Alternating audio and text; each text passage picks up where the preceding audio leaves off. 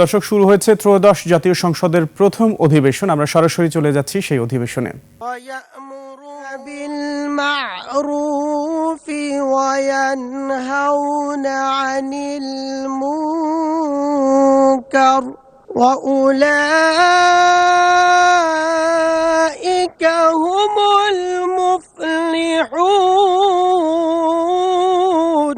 وأولئك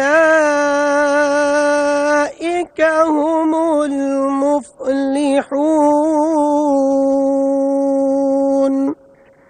صدق الله العظيم।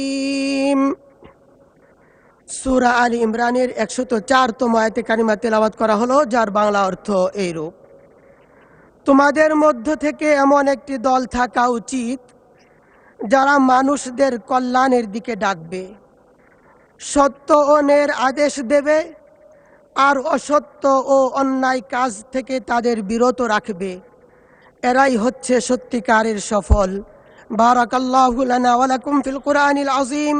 আসসালামু আলাইকুম ওয়া রাহমাতুল্লাহ।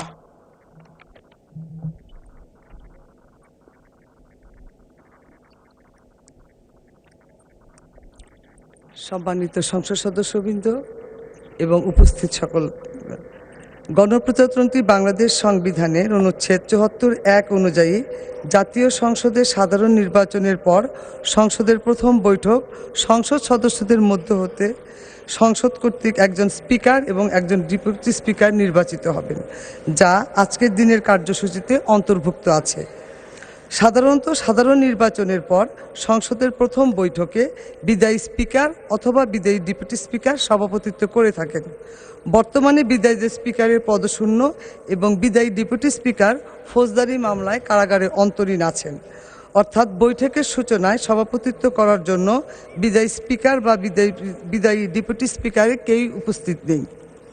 সংবিধানের ৭৪(৩) অনুচ্ছেদ অনুযায়ী সংসদের কোনো বৈঠকে স্পিকারের অনুপস্থিতিতে ডেপুটি স্পিকার। দর্শক দেখছিলেন সংসদ ভবন থেকে সরাসরি সংসদ অধিবেশনের কার্যক্রম।